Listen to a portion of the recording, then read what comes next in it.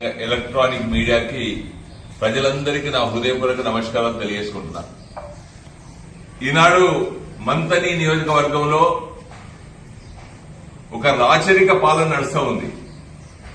రాజు సామంతరాజు వ్యవస్థ నడుస్తూ ఉన్నది. ప్రశ్నిస్తే కేసులు పెట్టిస్తా ఉన్నారు. అభివృద్ధి గురించి అడిగితే కేసులు పెట్టిస్తా ఉన్నారు. శ్రీధర్ బాబు గారు, మీరు 4.5 దశాబ్దాలు ఈ ప్రాంతంలో ప్రాతినిధ్యం వహిస్తూ ప్రజలకు చేసిన ఒక పని లేదు. మేము ప్రతిపక్ష పార్టీగా సూచిస్తే మీరు అక్రమ కేసులు పెడతా ఉన్నారు.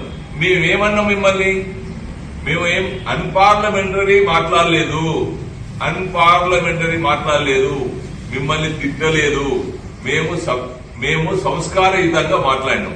ఏం మాట్లాడినా, మీరు ఈ ప్రాంతానికి అభివృద్ధి చేయండి, మా క్యాస్ట్ కు జరిగిన అన్యాయాన్ని కాపాడమంటే మీరు మీ అంశాలతో తిట్టిపిస్తా ఉన్నారు. మరి ఆ తిట్టిపించిన దాన్ని అరే తోరే అని ఇష్టం వచ్చిన రీతిలో మరి తిట్టిపిస్తే ఉంటే, నేను చెప్పిన గతంలో కూడా మమ్మల్ని ఈ సంస్కృతికి అలవాటు చేసుకొని మా ద్వారా తిట్టిపించి కొట్టిపించిన సంఘటనలు అని చెప్పిన. మరి జిల్లా పరిషత్తులో పుట్టమదును కొట్టడానికి కారణం మీరు కాదా? పుట్టిన ఎఫ్ఐఆర్ కాపీ లేదా? 8 సంవత్సరాలు నేను కేసులో తిరగలేదా? నాతో పాటు 9 మంది కరీంనగర్ తిరగలేదా? ఇది అబద్ధమా? అంటే మీకు పవర్ ఉందని అబద్దాన్ని నిజం చేసి బెదిరించి తప్పుడు సాక్ష్యాలు ఇప్పిస్తారా? ఎఫ్ఐఆర్ కాపీ అయితే పోదు కదా. మరి నాడు ఆ ఎఫ్ఐఆర్ కాపీ ఉంది. బట్ అటువంటి సంస్కృతి నీకు ఉంది. ఆ సంస్కృతిని బంద్ చేయమన్నందుకు నా పైన రామగిరిలో ఒకటి, మాదేపూర్లో ఒకటి అనేకమైనటువంటి కేసులు పెట్టించారు. మరి నాడు ఇప్పటికి 4 కేసులు పెట్టించారు శ్రీధర్ బాబు గారు. నేను ఎలక్షన్ ముందు చనిపోయిన వాళ్లకు ఆర్థిక సాయం చేస్తే కొయ్యూరులో ఒకటి, ధన్వాడలో ఒకటి పెట్టించింది. ఆ తర్వాత మాదేపూర్లో ఎలక్షన్ లోపల వితిన్ ది ఆఫీసులో మాట్లాడితే అక్కడ కేసు పెట్టించారు.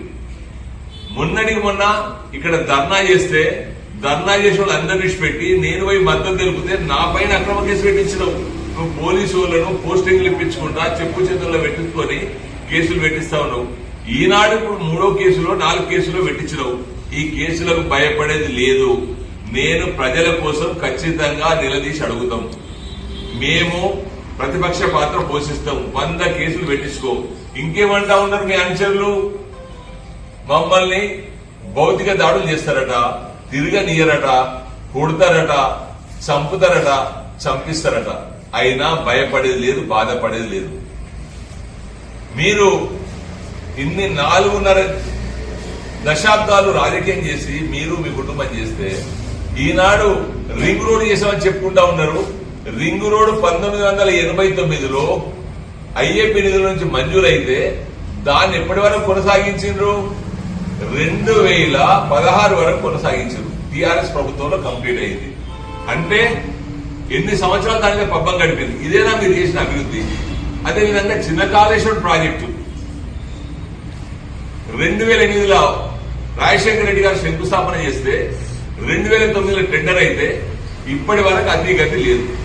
అదే పక్కపొంటున్న మేడిగడ్డ ప్రాజెక్టు 1,00,000 కోట్లతో చేపడితే 2.5 సంవత్సరాల కంప్లీట్ అయింది. మరి కంప్లీట్ అయింది, అభివృద్ధి జరిగింది, అది వేరే విషయం. కానీ నువ్వు ఎమ్మెల్యేగా ఉంటావు, మంత్రిగా ఉంటావు. దానిపైన ఇప్పటి వరకు ఎన్ని సంవత్సరాలు అయితే ఉంది? 2009 నుంచి ఇప్పటి 24 అంటే 15 సంవత్సరాలు కాలయాపన చేసినావు. మరి దాని కింద 18 చెరువులున్నాయి. నీ ధనవాడ సంత గ్రామంలో ట్యాంక్ బాడీ చేస్తాను, చేసినవా? అదే నీ అభివృద్ధి? మరి ఎర్ర చెరువులు చేస్తాను, చేసినవా? మరి ఈనాడు శివశంకర్ ప్రాజెక్టు 1 ఎకరం పెరిగిందా ఆయకట్టు? అదేవిధంగా మరి ఒడిపంచ చెరువు తెగిపోయింది, కొత్తపల్లి చెరువు తెగిపోయింది, రుద్రారం చెరువు. ఈ రకంగా చెప్పుకుంటూ పోతే 18 చెరువులకు నువ్వు ఏమైనా అభివృద్ధి చేసినావా? అదే కాకుండా ప్రజల నుంచి డిమాండ్ ఉంది. నువ్వే చెప్పినావు చింతకాని గూడెం చెరువుకు చిన్న కాళేశ్వరం ప్రాజెక్టు కనెక్టివిటీ ఇస్తాను, ఇప్పటి వరకు ఇచ్చినవా? మరి అక్కడ 1 ఎకరం అదనంగా వాడుతా ఉందా? అదేవిధంగా విలాసాగర్ పెద్ద చెరువు, విలాసాగర్ చెరువు కూడా కనెక్టివిటీ ఇవ్వాల్సిన అవసరం ఉంది. ఇప్పుడు గెలిచి 10 నెలలు అవుతుంది. ముఖ్యమంత్రి తర్వాత ముఖ్యమంత్రి చెప్పించుకుంటా ఉన్నావు కాబోయే ముఖ్యమంత్రి అని. ఇదేనా నీ అభివృద్ధి? ఒక్కటి అభివృద్ధి చేయించు. ఈనాడు అదే కాకుండా లిఫ్ట్ ఇరిగేషన్ పేరుతోటి దామరకుంటల 9 కోట్ల రూపాయలతోటి శంకుస్థాపన చేసినాం మీరు మంత్రి ఉండగా. మరి ఆ పైపులు ఏమైనా, ఆ నిధులు ఏమైనా ఎవరు తిన్నారు? ఎక్కడైనా ఒక పైపు ఉందా, పైపు లైన్ ఉందా, పారిందా? పలిమల లోపల శంకుస్థాపన చేసినావు, మరి ఆ డబ్బులు ఏమైనాయి? అక్కడేమన్నా పారుతుందా, పారకమైందా, పైపులు ఉన్నాయా? మరి అదేవిధంగా కొయ్యూరులో లిఫ్ట్ ఇరిగేషన్ పెట్టినావు, కొయ్యూరు లిఫ్ట్ ఇరిగేషన్ ఏమైంది? మరి అదేవిధంగా దామరకుంట లిఫ్ట్ ఇరిగేషన్ ఏమైంది? ఇదే విధంగా ఇక్కడ దాకా గోదావరి పరివాహక ప్రాంతం ఉన్నటువంటి లిఫ్ట్ ఇరిగేషన్ ఏ ఒక్కటన్నా ఫంక్షనింగ్ ఉందా? ఇదేనా నువ్వు చేసే అభివృద్ధి? అంటే అభివృద్ధి గురించి ప్రశ్నిస్తే దాడులు చేపిస్తావు, భయపెట్టిస్తావు, కేసులు పెట్టిస్తావు. ఇదేనా మీ సంస్కృతి? అంటే నిన్న సామంతరాజు వచ్చింది ప్రాంతానికి, వచ్చి అందరికి ఆదేశాలు జారీ చేసిండు. ఏమని? అన్ని పోలీస్ స్టేషన్లో కేసులు పెట్టండి. మేమేమన్నాం? జరిగిన విషయాన్ని చెప్పినాం. ఇది వాస్తవం కాదా? మరి పుట్టమదుకు మాకేమన్నా పాలోడా, పంచాయతీ ఉన్నదా, ఏమన్నా వ్యక్తిగత కక్షలున్నాయా? కేవలం నీ కోసం నువ్వు ప్రోత్సహిస్తే మేము పుట్టమదును జిల్లా పరిషత్ లోపల కొడితే కాదా? మరి కాంగ్రెస్ సోదరులు ఆలోచించాలి. అభివృద్ధి చేసిన మా సారు అభివృద్ధి అంటే ఇదేనా? మరి ఒక్క సిమెంట్ రోడ్ సంత వేసినవా? ఇదంతా ఈజీఎస్ ఫండ్. మరి ఈజీఎస్ నుంచి వచ్చిన ఫండ్స్ అన్ని సెంట్రల్ గవర్నమెంట్ ఫండ్, అది సంత తెచ్చింది కాదు కదా. సడక్ రోడ్స్, ప్రధానమంత్రి సడక్ యోజన రోడ్స్ కింద రోడ్స్ వస్తే వేసినావు, అది నీ ఫండ్ కాదు కదా.